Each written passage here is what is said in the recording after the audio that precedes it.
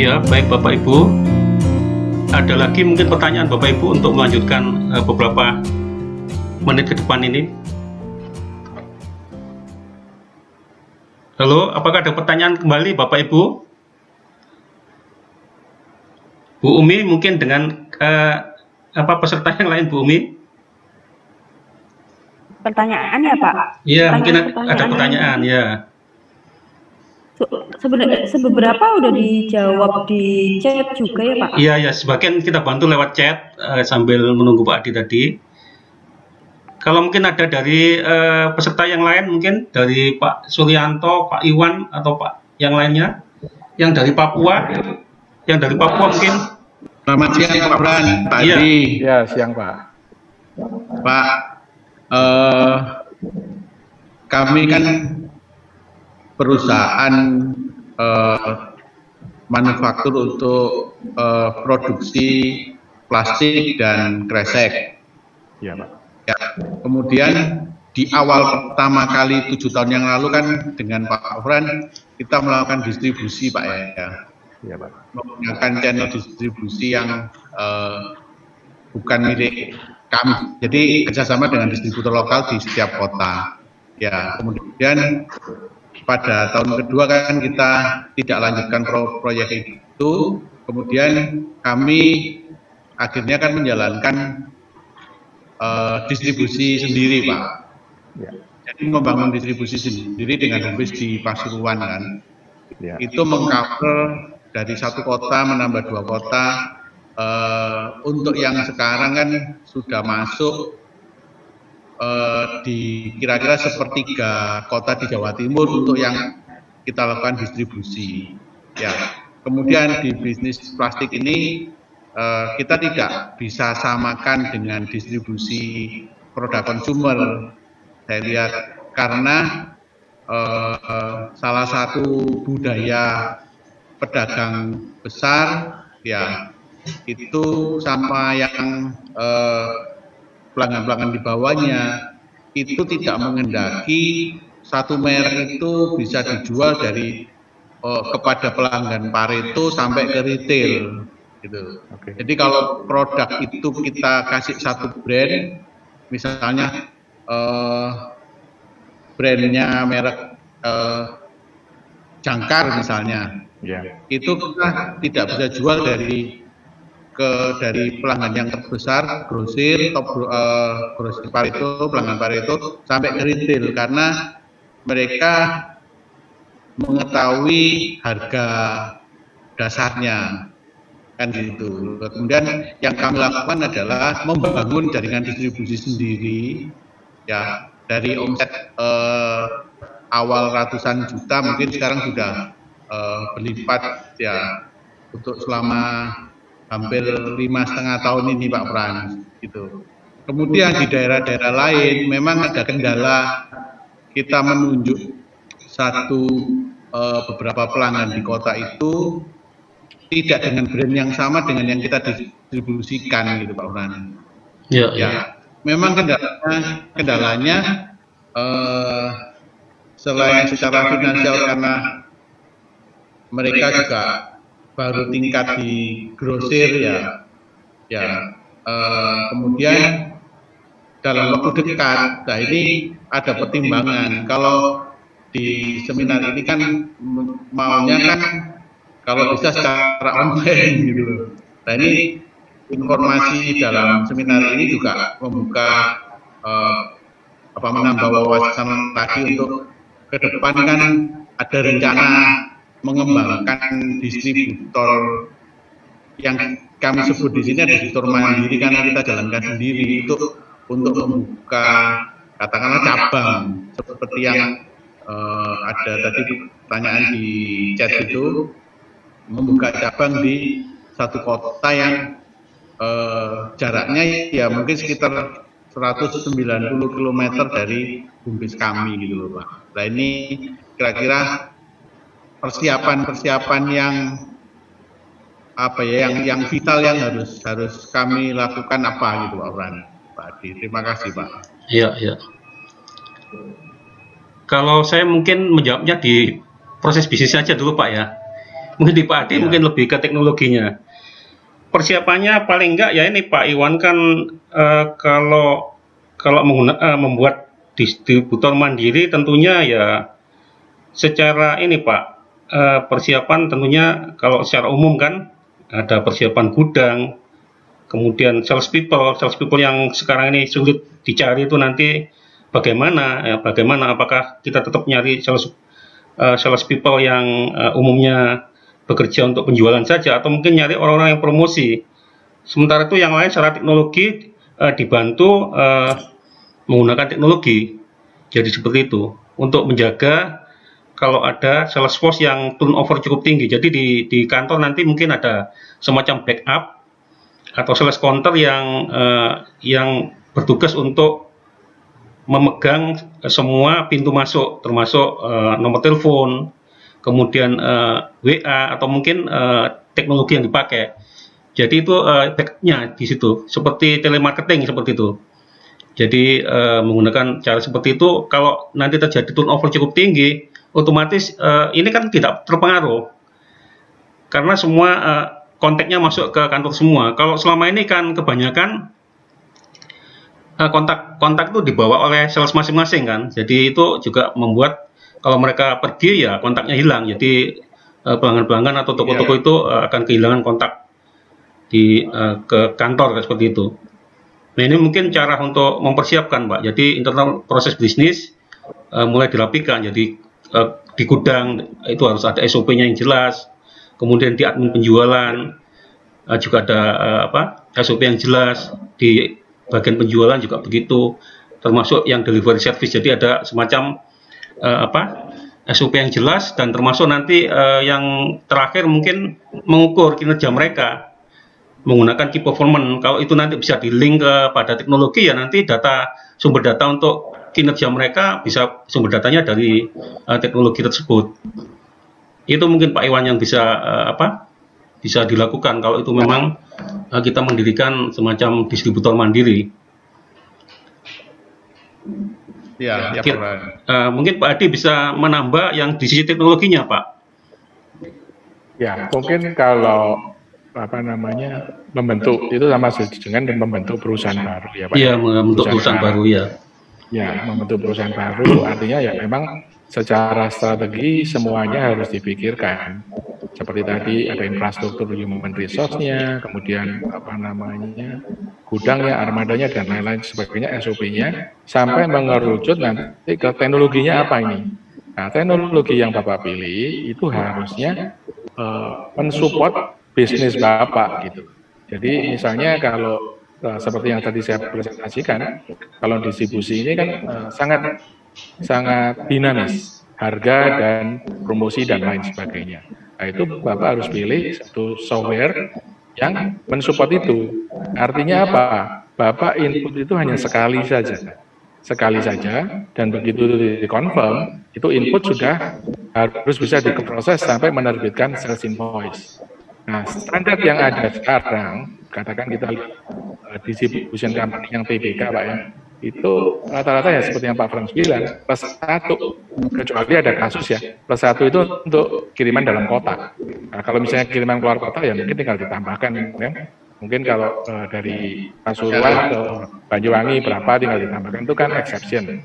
Tapi standar itu Pak yang harus dipegang kalau menurut saya ya. Jadi dari sisi operasional Bapak harus menuju semua ini satu gerbong ini, H+1 invoice harus keluar. Karena H+1 invoice dengan keluar, Bapak revenue itu udah dapat, Pak.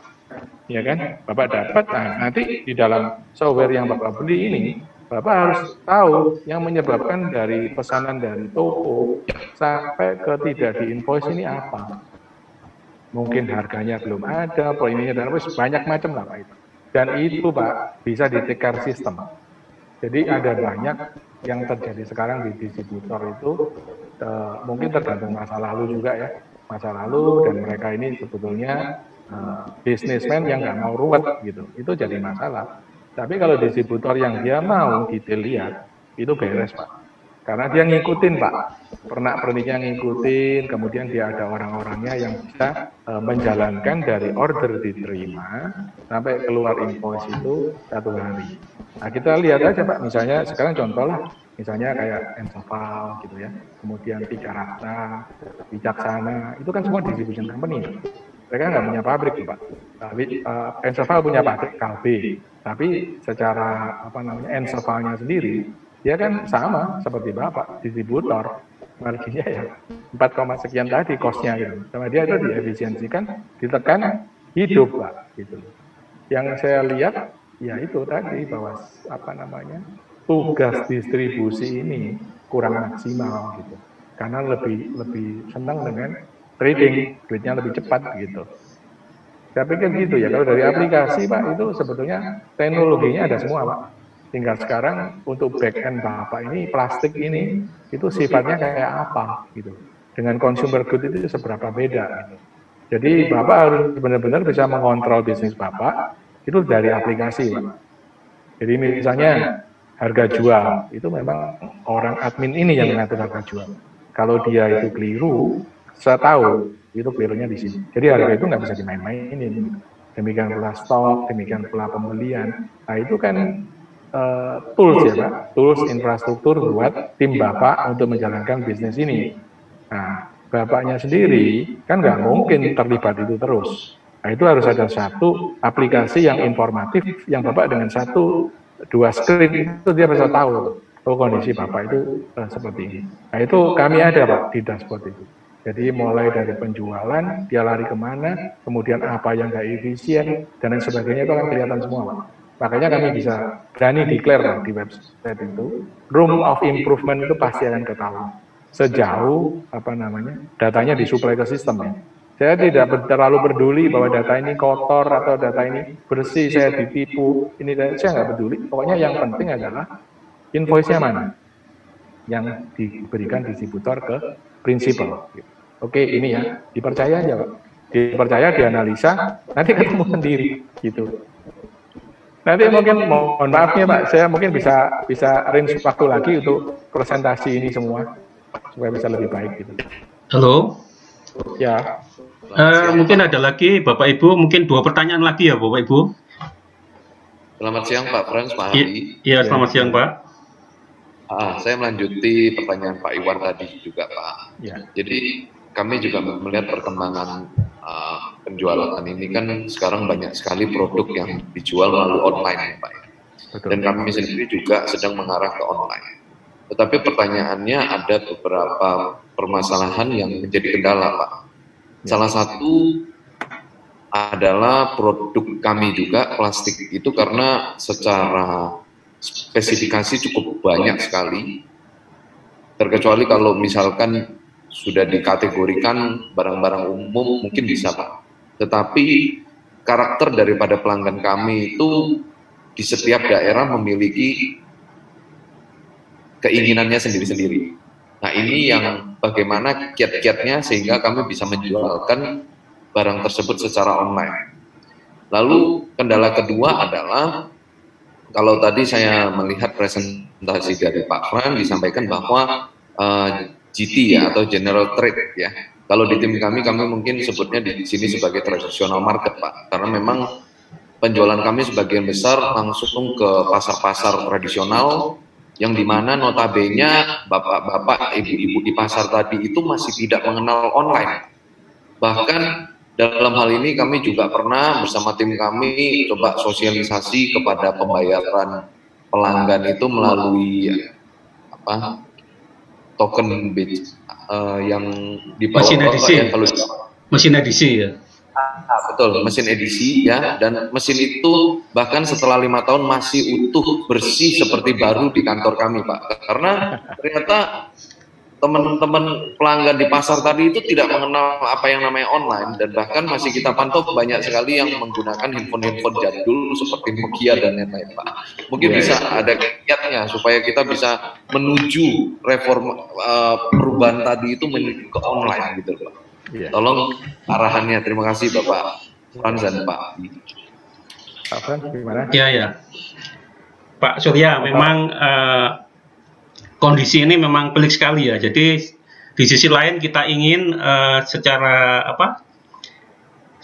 manajemen mungkin kita ingin modern ya. Jadi ingin menggunakan teknologi dan sebagainya. Sementara kondisi di lapangan tidak mendukung. Nah, seperti yang saya katakan tadi di General Trade, DGT dan MT, di situ kan ada semacam skala prioritas yang nanti yang menjadi proyek. Jadi kalau kita mau ingin memperbaiki atau ingin beralih ke yang lebih ke digital, memang kita sudah mulai menetapkan skala prioritas. Nah, prioritas yang mana dulu yang mau kita perbaikin? Jadi kalau misalnya untuk sementara ini untuk yang kelas paling bawah, retail yang kelas paling bawah tidak bisa kita ajak untuk jalan bareng, ya otomatis kita cari yang mana kemungkinan yang bisa diajak untuk secara teknologi mulai diedukasi. Seperti grosir misalnya, grosir besar itu saat ini kemungkinan yang aktif itu bisa, yang aktif kemungkinan bisa, kecuali yang pasif. Nah, yang pasif pun kalau diedukasi itu artinya nanti juga bisa akan jalan, karena yang pasif ini kan grosir pasif ini kan jarang memiliki stok ya. Dengan adanya teknologi kan mereka mendapat informasi dari teknologi, karena dari teknologi tersebut tentunya ada info mengenai stok yang ada di pabrik, di suppliernya. Jadi seperti itu. Jadi skala prioritas yang mana yang nantinya bisa membantu kalau kita mulai membuat proyek ke arah yang online. Jadi kalau kita semuanya kita kerjakan memang tidak akan ketemu. Seperti kita ngomong ini mana telur ayamnya dulu atau telurnya dulu. Jadi akan terus berputar. Jadi tidak akan ketemu apa yang mau kita lakukan untuk perbaikan-perbaikan itu. Itu mungkin di sisi manajemen ya, manajemen. Nah, kalau mungkin ke teknologinya secara pernak-pernik, atau Pak Adi bisa menjawab nggak Pak untuk sisi yang terkait itu Pak? Fitur-fitur yang mungkin kalau digunakan dulu di grosir misalnya, atau mungkin di jaringan-jaringan yang bisa diedukasi di awal, mungkin Pak Adi bisa bantu. Jadi online itu kita harus bedakan dua macam ya Pak. Jadi kalau online yang ada sekarang ini e-commerce itu kan ke consumer Pak, business to consumer. Yang masuk itu bisa banyak tuh, bisa dari toko, bisa dari pabrik dan lain sebagainya. Itu end usernya consumer gitu. Cuman dalam kesempatan ini itu kan misalnya Bapak mau jualan ke grosir, ke toko-toko di pasar dan lain sebagainya, warung, ya memang nggak bisa dikebiar uyah Pak. Jadi Bapak harus memilih customer Bapak yang bisa dibuat online ini siapa, karena itu penting Pak. Karena apa? Karena sistem ini itu tertutup buat Bapak sendiri. Jadi yang boleh masuk ke dalam sistem ini itu atas rekomendasi Bapak. Jadi tidak semua orang daftar masuk atau belanja ke tempat Bapak, enggak. Karena apa? Seperti tadi Bapak bilang bahwa mungkin segmen A itu dia butuh produk plastik mereknya 1. Nah, segmen B dia butuh produk plastik yang mereknya 2. Itu bisa dilakukan di sini, Pak. Sangat bisa gitu. Nah, itu yang kami diferensiasinya berbeda dengan B2B yang lain gitu. Jadi Bapak benar-benar running kayak kayak minimart itu. Cuman sekarang customer Bapak itu bukan milik Bapak gitu aja. Tapi segala macam informasi mengenai customer Bapak ini Bapak punya gitu. Jadi Bapak bisa tawarkan misalnya untuk customer A itu barang ini ABC, kemudian untuk customer yang kedua XYZ yang memang berbeda. Demikian pula harga, Bapak bisa custom untuk harga. Nah, menariknya kan di situ. Jadi ilmu dagangnya benar-benar diterapkan secara online gitu. Nah, kemudian kalau dari toko-toko kita menunggu pasar dan lain sebagainya, kalau menurut saya akan membebani ya. Jadi kalau memang yang belum siap, ya jangan dibawa ke sana. Cari aja yang siap gitu. Dan dari yang siap ini Bapak mendapatkan efisiensi. Jadi dari sisi apa? Misalnya order. Dia begitu order, dia bisa santai melihat apa yang Bapak tawarkan, komunikasi Bapak dengan distributor dengan grosir ini seperti apa. Dia bisa order itu di waktu senggang dia. Kalau didatangin salesman kan kadang-kadang di waktu sibuk ya Pak. Waktu sibuk dan nggak sempat dan lain sebagainya. Ini alternatif yang mereka bisa pesan, bisa komunikasi secara bisnis dengan Bapak online. Waktunya tergantung daripada grosir itu. Jadi mereka bisa submit order. Once order itu datang, Pak, Bapak tinggal execute di dalamnya. Seperti yang tadi bilang bahwa aplikasi yang di dalam ini benar-benar harus mensupport bisnis proses Bapak. Jadi sebagai contoh beginilah, ada suatu aplikasi ERP gitu ya, Enterprise Resource Planning. Nah ini kita harus lihat aplikasi itu berbeda dengan trading gitu, karena environment-nya beda sama sekali gitu. Yang sering menjadi masalah di pasar itu,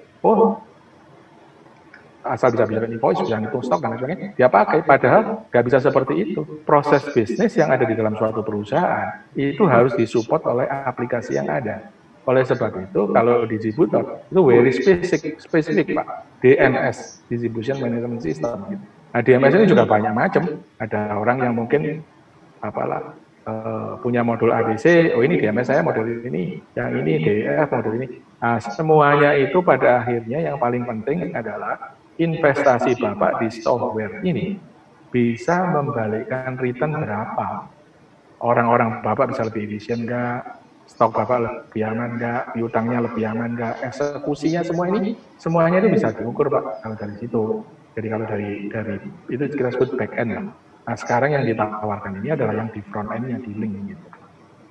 Kira-kira sih seperti itu Pak. Jadi memang harus disegmentasi ya. Kita mau online yang mana gitu. Baik, terima kasih penjelasannya Pak Frans dan Pak Hadi. Iya, Seperti Pak. Bahwa memang bisnis utama kami masuk ke tradisional market Pak. Jadi permasalahannya memang kendala kami adalah bagaimana sosialisasi kepada para pelanggan agar mereka memahami bahwa kami ini sebagai prinsipal ingin semuanya mengarah ke online, Pak. Ya. Bahkan sales kami juga dalam artian saya contohkan seperti tadi itu dengan mesin edisi, sampai detik ini pun sales kembali dengan membawa uang tunai, tentu karena risiko tinggi ya Pak ya. Bahkan uang tunai pun masih banyak yang dibawa dengan koin, kan begitu Pak ya.